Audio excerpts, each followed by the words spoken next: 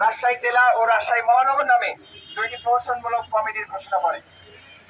সেই কমিটিতে জায়গা দেওয়া হয়েছে ছাত্রলীগ, সাবেক জাসদ নেতা সহ আওয়ামী লীগের সুবিধা বঞ্চিত দালাল এবং কি যাদের সাথে আওয়ামী লীগের সম্পৃক্ততা ছিল সরাসরি তাদেরকে এই কমিটিতে জায়গা দেওয়া হয়েছে। এমনকি এই কমিটিতে এমন এমন কিছু ব্যক্তি গুরুত্বপূর্ণ পদে বসে আছে যারা এই আন্দোলনের সাথে কখনো সম্পৃক্তই ছিল না 5 তারিখ পর্যন্ত।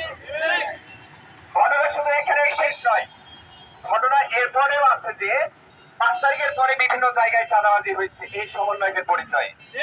সেই সমন্বয়করা ভুয়া সমন্বয়করা এখন আবার কমিটির বিভিন্ন পোস্টের নেতা। এই আন্দোলনটা যারা পরিচালনা করছে এবং এই আন্দোলনে যারা মূল স্টেক হোল্ডার তারা আজকে কেউ এই কোনো কমিটিতে নাই, বরঞ্চ এই বৈষম্য বিরোধী আন্দোলনের প্ল্যাটফর্মকে একদল সুবিধাবাদীরা ব্যবহার করে তারা এই কমিটিকে ব্যবহার করে বিভিন্ন রকম অপকর্ম এবং কুকর্ম করার চেষ্টা করছে। সেটা ইতিমধ্যে আমরা বিভিন্ন জায়গায় টের পেয়েছি, বিভিন্ন জায়গায় যে চাঁদা দাবি করা হচ্ছে, বিভিন্ন শিক্ষা প্রতিষ্ঠানে চাঁদা দাবি করা হচ্ছে।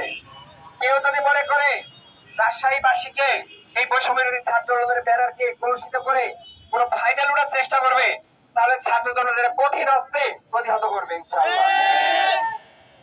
একই সাথে সচেতন করে দিতে চাই, আমরা এ দিয়ে 3 দিন আমরা অবস্থান নিয়েছি এবং 3 দিন আমরা বিক্ষোভ মিছিল করেছি। এরপরে যদি মনে করে তারা তাদের পেশি শক্তি দেখে বা প্রশাসনের কোনো সুবিধা নিয়ে তারা এই আন্দোলনকে দমিয়ে দিবে, সেটা কোনোভাবেই সম্ভব নয়। বিপ্লবীরা কখনো তাদের কাছে কখনো বিক্রি হবে না, অতীতেও হয় না এবং ভবিষ্যতে হবে না। আরেকটা কথা আমি এর মধ্যে জানিয়ে দিতে চাই, রাজশাহীতে গুটি কয়েক সমন্বয়ক তারা গ্রুপিং করে এই কমিটিটা কিন্তু বাস্তবায়ন করছে। তো যদি তারা মনে করে এই গ্রুপিং করার মধ্যে দিয়ে তারা তাদের কর্মগুলো এবং তারা তাদের কোনো রাজনৈতিক ফায়দা এই কমিটির মধ্যে দিয়ে লুটার চেষ্টা করবে, সেটাও হবে না, সেটাও আমরা প্রতিহত করব। একই সাথে আরেকটা ঘোষণা দিতে চাই, রাজশাহীর কমিটিকে নিয়ন্ত্রণ করছে ঢাকা থেকে একজনের ব্যক্তি। সে রাজশাহীর কোন আন্দোলনের সাথে সম্পৃক্ত ছিল না, বরঞ্চ সে রাজশাহীর এই কমিটি নিয়ে একটা খেলায় নেমেছে।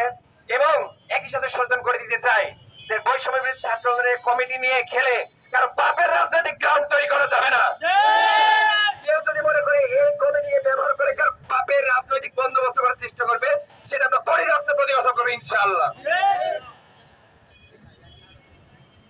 এবারে আমাদের মাঝখানে বক্তব্য উপস্থাপন করবে আমাদের রাজশাহী কলেজের প্রিয় ভাই শাহাদত ভাই।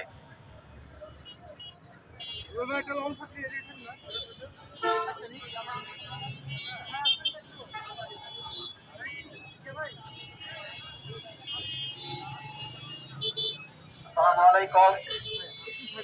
আমরা গত 13 তারিখে রাজশাহী সাহেব বাজার 0 পয়েন্টে অবস্থান কর্মসূচি এবং বিক্ষোভ মিছিল করেছিলাম এবং আমরা 3 দিনের আলটিমেটাম দিয়েছিলাম যাতে করে এই কমিটি অবৈধ প্রহসনের কমিটিকে বিলুপ্ত করা হয়। কিন্তু এই অবৈধ প্রহসনের কমিটিকে বিলুপ্ত করা হয়নি। সুতরাং 5ই আগস্ট ছাত্র জনতা যেভাবে বিপ্লব ঘটিয়েছে, আমাদেরকে পুনরায় সেই বিপ্লবের মাধ্যমে যদি এই কমিটিকে বিলুপ্ত করতে হয়, তবু আমরা বিপ্লব করবো, কিন্তু এই কমিটির শেষ টাকা দেখে ছেড়ে দেবো।